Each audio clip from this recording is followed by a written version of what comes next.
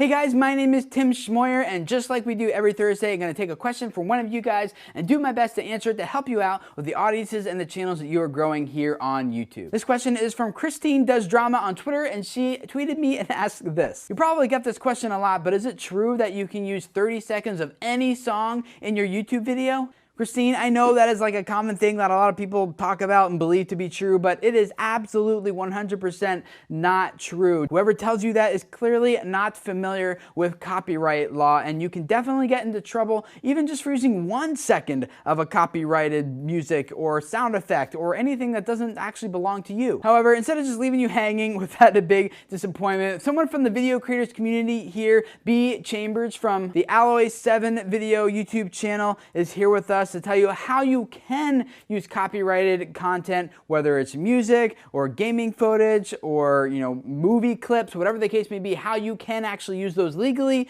and be in the clear on your YouTube channel. Here he is.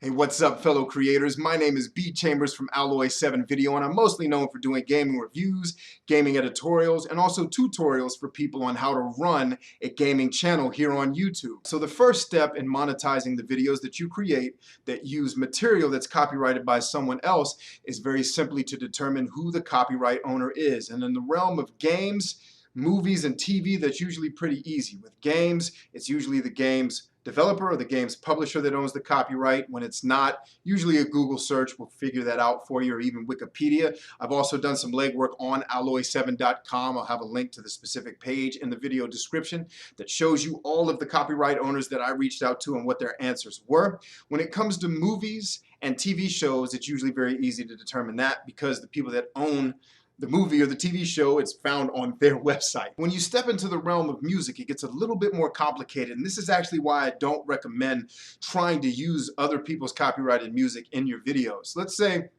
a bunch of artists came together and made the song that you're trying to use in your video. Who owns the copyright? Is it the record label? Both artists may come from a different record label. Do the writers, do the composers, do the people performing the song own the rights? A lot of times that's nigh impossible to determine. And to take it a step further, when you start talking about content ID matches, take for instance the album that I put out about 2 years ago. Even if I gave you written permission today, signed by me, that said you could use every song on my album in your video, I can guarantee you that you would get a content ID match from cdbaby.com. That's who I went through to publish and to distribute my album. You'd have permission from me, but then you'd still have to deal with CD Baby in your back end, which means you'd have to get in touch with me and then get me to deal with CD Baby. It's a pain. So unless you're just really brave or for whatever reason just can't get away from using somebody's music in your video, I'd recommend that you just leave it alone. Okay, now that you've determined who the copyright owner is, the second step, and I'll admit that this second step is more related to gaming video creators than anyone else, but the second step is to go to the copyright owner's website, look to see if they have a terms of use that gives you permission to make and monetize YouTube videos. A great example of this is Microsoft and Activision Blizzard. Microsoft, in their terms of use online, gives you permission to make videos using their content as long as they're not offensive, but not to monetize the content. Activision Blizzard's website, on the other hand, gives you permission not only to make the videos, but also to monetize it. So if you're a gaming video creator that's trying to do something with an Activision Blizzard game, your work's done. It's right there online. I actually have links where you can find that on the alloy7.com website. But look around. If you found a game that maybe isn't on my website that you want to use, see if there's a terms of use out there that answers the mail. Okay, so you've determined who your copyright owner is. And in step 2, let's say you were not able to find any terms of use that gave you the permission you were looking for. Your third step in that case is going to be to find the best way to contact the copyright owner. And this is usually going to be through their website. They'll either have an email address to their PR or legal teams. That's the one you'll want to look for. Or they'll have an online form that you can fill out and direct to their legal or PR team, or maybe it's just a generic form that you fill out and send off to them. And that's usually what happens in the gaming world. I found that with movies and TV shows, say like Universal Studios, if you go to Universal Studios, they actually have a website dedicated to people like us who are trying to use their footage for commercial means. And you'd sign up on that website, you fill out the necessary forms, get access, and it's almost like an Amazon shopping cart where you can go in and pick, I'd like to get permission to use Jaws footage in my video, and you'd check out. And that's where I start talking about things like it may cost money. I've not gone all the way through that process, so I don't know if it costs or how much it costs, but that's the way a lot of the movie studios do it. And once you have all that knocked out, your next step is to actually contact your copyright owner via email, via the online form, or via the a la carte shopping line on universalstudios.com, and tell them that you'd like to use footage in your videos to put on YouTube and potentially to monetize that video using YouTube's partner program. I will have a link where you can find the email that I actually use to reach out to copyright owners. It's been very successful over the course of time that I've been using it. But you can take that email and you can slice it and dice it, do whatever you need to do with it to make it appropriate to the person that you're requesting a copyright from. Okay, brief side note. Understand that most of what I've been talking about here thus far centers around asking copyright owners for permission to use their materials via email.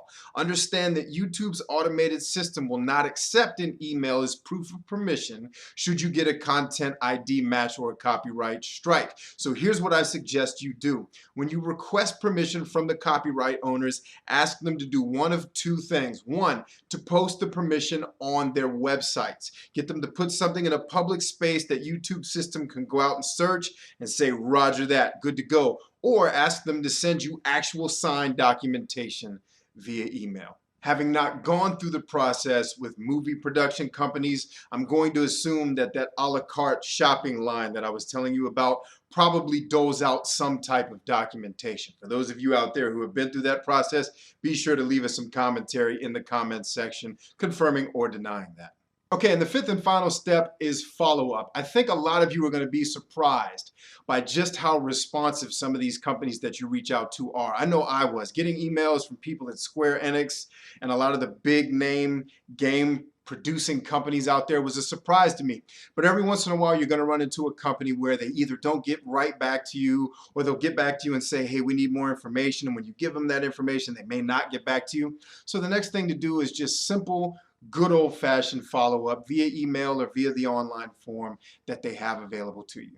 And that's pretty much it, friends. That's how I usually walk people through how to monetize their channels. Again, I mostly focus on the gaming world. If any of you guys out there have questions specifically about gaming or any of the other stuff that I've talked about today, feel free to hit me up. I want to thank Tim Schmoyer for giving me the opportunity to come here to the video creators community and give you this information. I pray that you find it oh so useful in your endeavors out there. But I'd like, before I let you go, to ask you all a question. Are any of you out there having success getting permission from copyright owners and monetizing your channels using methods different from what I've shown here? If so, I would very much appreciate it if you would write in the comments section the steps that you've used to reach this conclusion successfully. Hopefully, we'll see you guys on the next Alloy 7 video, and especially on the next Video Creator Show. Until then, until all are one, this is BC from A7 Video signing off. Peace and Godspeed.